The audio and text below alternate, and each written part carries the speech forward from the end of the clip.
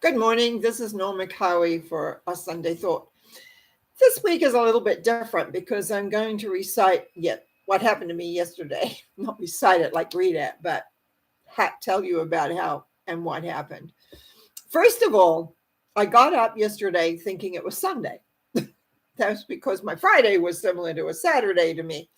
And I was getting all prepared for today. Had my topic, had everything ready, sat down, getting things set up. The phone goes, and it's a friend of mine. So I thought, oh, better answer that. So I got up to answer the phone, which, by the way, is not turned off this morning.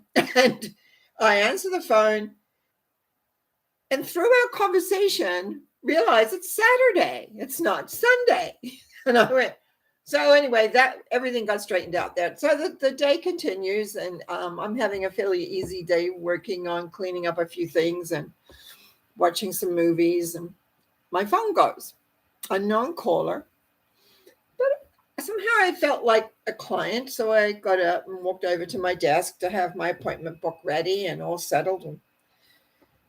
And right off the bat, this man's voice, something about how he was talking, kind of really struck me as something a little different because the way he opened it up, the conversation up. And I unfortunately I didn't tape it, of course, so I don't remember exactly word for word. But basically, he wanted to know if I could have a gift certificate to do readings, which, of course, coming up Christmas, I do. I do have gift certificates and for various prices for various things. And so I started reciting this. And then he says, first of all, he questioned me if I was a psychic. And I said, I have been a professional psychic for over 50 years.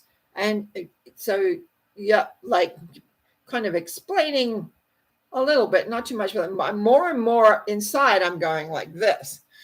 And then he says, well, if you're doing a reading, can you, and then came this.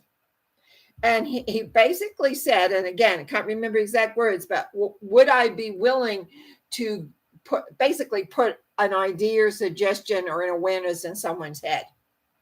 Well, I just was, or I'd already explained that, who I was. And I was so insane. It was so interesting. I was so angry. I've never done this before. I just said, I am sorry. You have totally, I can't remember if I said angry or beyond. It was beyond. And I just hung up on him. I don't ever remember really hanging up on anybody unless it was kind of one of those abusive calls you may occasionally get where the person doesn't care who they're talking to. I have never hung up on anybody like that before. And I just was so angry that somebody would disrespect the kind of work we do. You see, it took me years, and I did a lot of TV, a lot of radio. I produced from malls to fairs to then big productions of psychic fairs, to have it to be an accepted and a very dependable ability. I know what we went through in the early years, the skepticism of that we were just, hocus pocus, and most of us didn't know anything, etc. And we just got things out of the air, which possibly in some degree is true when you're tuning into people. But to suggest that you would implant, like, or have a person believe in an outcome that wasn't being created. Now, and I was talking to a friend after this because I was just really upset. Talk about lack of respect, not only for myself, but also for the profession. Lack of respect in so many areas. And it was really interesting. I had pulled a little card yesterday morning, and it said grace. And I got thinking about being in grace a lot, that sort of during the day, off and on, just how does that work now? And I know what the feeling of grace is, and I know what grace is. And then I happened to be listening also in the evening on a friend had sent me Christiane's Northrop's, it was about an hour long interview that she had done, where she was talking about, and one of the things was grace. using the grace, using the divine, how to create. And in a way, I use it very simply, but I was very, very familiar with what she was saying. And it just brought me back to that element of grace. And after having a day where I had felt that the profession that I have lived for and worked for and supported to be disrespectful, it made me think of how much we need to respect each other and our differences. Now, I know that's not popular right now, that, you take a stand, or you got to be with what do they call it? The regular way of thinking or anything. Well, I've never been a regular way thinker anyway, because of my background, because of my knowledge of wanting to learn more about life and the soul and where the soul I started at 7 wondering about what God was. I spent a lot of my life trying to figure out how the soul worked. I've had the privilege of seeing how souls end up first coming into being, how we arrive on Earth, how I've seen other planets. I've done all this. And all of a sudden, there's no respect. There's no sense of the moreness. We are more. And their energy that is out there is there, that you can see and know exactly the support you need, whatever that is doing. With everything that was going down, I realized and plus my knee not working, and I couldn't walk, and I couldn't go out, and I couldn't drive, all those things that create independence, I kind of got depressed. And although I work and I do my clients, well, that sounds terrible. I work with my clients, and I just love doing these videos.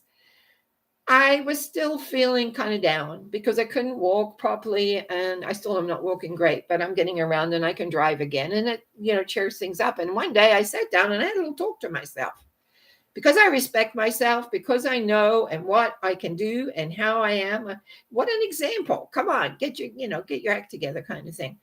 And so since then, I've been slowly and surely getting done what I needed to do, that I had kind of buried my head and let everything slide by.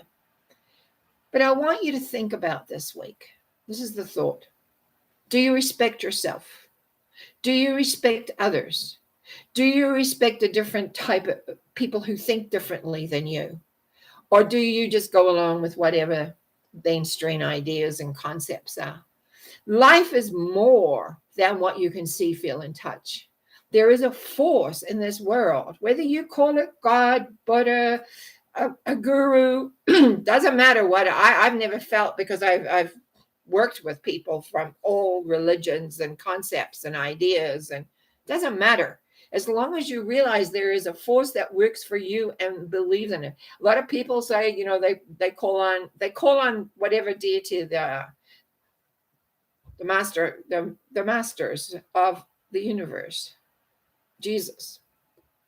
However, respect it. Respect that every person has a way of going beyond who they are. And sometimes we forget. I do. I got caught up in feeling miserable about myself.